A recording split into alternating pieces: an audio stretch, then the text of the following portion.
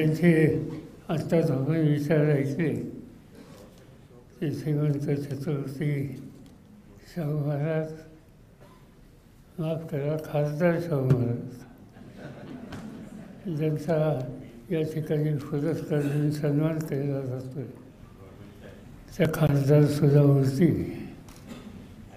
हा कार्यक्रम दिल्लीमध्ये असल्यामुळं कधी इतक्या एखाद्या कार्यक्रमामध्ये संसदेचे सभासद बघायला मिळत नाहीत, तेवढी उपस्थिती आज या ठिकाणी आहे.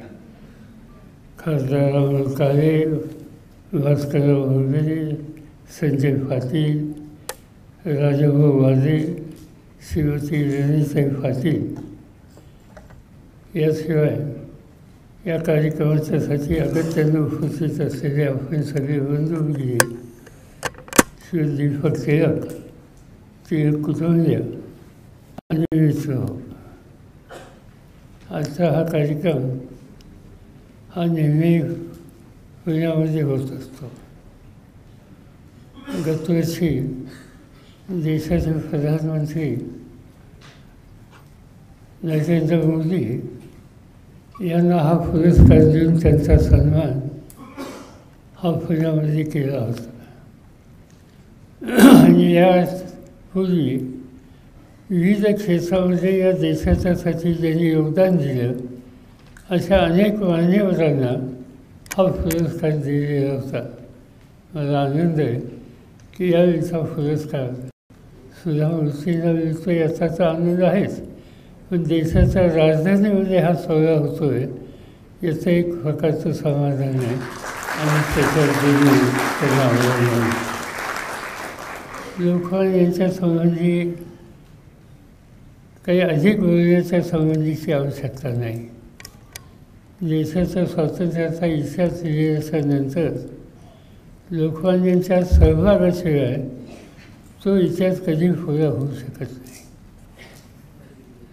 एक काळ असा होता की इंग्रजांच्यापासून देशाची सुटका करावी यासाठी विचार विनिमय करण्याच्या संबंधीची भूमिका समाजाचा एक उत्तमवीर वर्ग हा सतत करत असेल, पण खऱ्या अर्थानं देशाचं स्वातंत्र्य प्राप्त करायचं असेल तर मर्यादित घटकांच्या सहभागानं हा प्रश्न कधी सुटणार नाही. त्याच्यामध्ये देशाचा शेवटचा माणूस हा सुद्धा सहभागी झाला पाहिजे हे सूत्र लोकमान्यांनी मांडलेलं होतं. आणि म्हणून काँग्रेसचा चेहरा हा बदलायच्या संबंधीचं ऐतिहासिक काम एका दृष्टीनं लोकमान्यांनी त्या काळामध्ये केलं. अनेक ठिकाणी ते त्या कालखंडामध्ये फिरले. अगदी सोलापूर जिल्ह्यामध्ये सोलापूरला त्या काळामध्ये समाजामध्ये गुन्हेगार जमात म्हणून एक जमात ओळखली जात असे, विजयंतीची आजच्या, आणि त्यांना एका वायर कंपाऊंडमध्ये बंदित केलेलं असायचं. हा बंदित केलेला वर्गसुद्धा स्वातंत्र्याच्या चळवळीमध्ये सहभागी झाला पाहिजे अशा प्रकारचा आग्रह हा लोकमान्यांचा होता. ते सोलापूरला गेले आणि या बंदितांचं संमेलन त्या ठिकाणी करून खऱ्या अर्थानं काँग्रेस ही तेल्या चांगल्याची झाली पाहिजे ही जी भूमिका मांडली जात असे त्याची कृती त्या कालखंडामध्ये लोकमान्यांनी केलेली होती.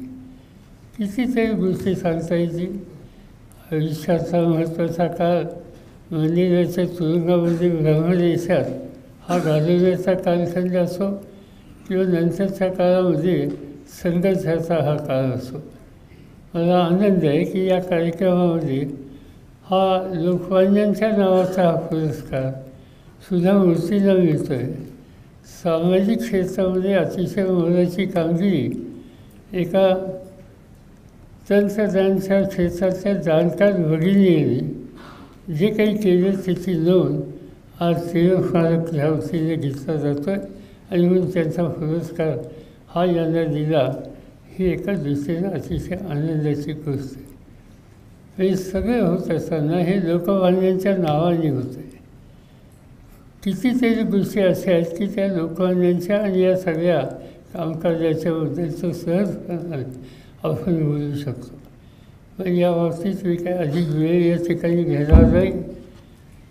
शाहू महाराज आणि लोकमान्य यांच्या संदर्भाचा एक वादाचा एक मर्यादित काळ सोडला तर त्यांच्यामध्ये अत्यंत घनिष्ठ संबंध होते, ज्याचा उल्लेख शाहू राजाने छत्रपतींनी या ठिकाणी केला.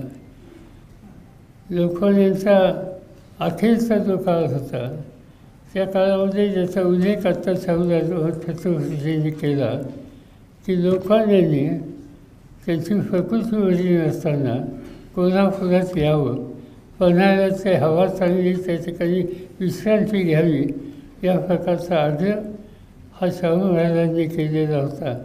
पण त्याची काही स्वीकार करण्याची स्थिती प्रकृतीमुळे लोकमान्यांची नव्हती. पण शाहूराजे तिथं थांबले नाही. छत्रपती त्यांनी आपल्या दरबारातल्या एका व्यक्तीची नेमणूक ही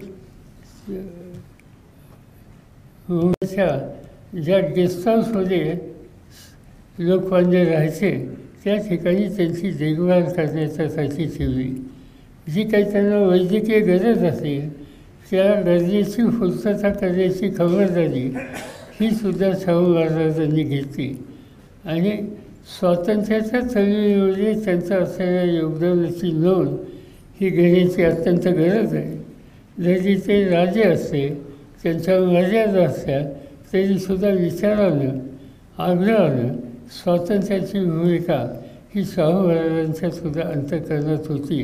आणि म्हणूनच लोकमान्यांच्या अखेरच्या काळामध्ये लोकमान्यांच्याकडं एक वेगळ्या दृष्टीनं त्यांची काळजी घेण्याची भूमिका ही शाहू महाराजांनी त्या कालखंडामध्ये घेतली होती. आणि म्हणून आजचा हा कार्यक्रम लोकमान्यांच्या नावानं आणि हल्लीचे शाहू छत्रपती यांच्या उपस्थितीत हा जो होतो आहे हा एक विलक्षण योगायोग आहे. या पद्धतीचा हा कार्यक्रम रोहित आणि त्यांच्या सगळ्या सहकाऱ्यांनी आयोजित केला आणि तोही दिल्लीमध्ये आयोजित केला. त्याबद्दल त्यांचं मी मनापूर्वक अभिनंदन करतो. त्या कार्यक्रमाला एक विशिष्ट दर्जाचीच व्यक्ती असली पाहिजे याची खबरदारी त्यांनी घेतली आणि सुधा मूर्तींची नियुक्ती त्या ठिकाणी केली. आज मूर्ती पती पत्नी दोघंही या ठिकाणी उपस्थित होते. आज अमेरिकेमध्ये आपण गेल्याच्या नंतर त्या अमेरिकेमध्ये 3 लाखांपेक्षा अधिक लोक हे इन्फोसिसमध्ये काम करतात आणि सगळ्या जगामध्ये जर आपण पाहिलं तर माझी खात्री आहे की आज लोकांना हाताला काम देण्याच्या संबंधीच्या काम देणाऱ्या अनेक विविध संस्था आहेत. त्या संस्थांच्यामध्ये असलेला एकंदर सगळा वर्कफोर्स बघितला आणि इन्फोसिसने देशाच्या बाहेर लोकांना आणि विशेषतः तरुण पिढीला जी संधी दिली त्याचा संख्याबळ बघितलं तर त्याची तुलना होऊ शकत नाही. एवढं प्रचंड काम हे इन्फोसिसच्या वतीनं नारायण मूर्तींनी केलं आणि त्यांच्या या कामामध्ये त्यांना सहकार्य करणं, त्यांना साथ देणं आणि त्याचा दुसरा विधायक अँगल हा जाणीवपूर्वक जतन करणं या बाबतीत सुधा मूर्तींचं योगदान हेही तितकंच महत्त्वाचं आहे. आणि म्हणून आज त्यांचा या ठिकाणी सन्मान होतो आहे. याचा आनंद आपल्या सगळ्यांना होतो आहे. आपण सगळेजण या सोहळ्याला सहभागी झाला त्याच्याबद्दलचं एक प्रकारचं समाधान या ठिकाणी व्यक्त करतो आणि माझे 2 शब्द संपवतो.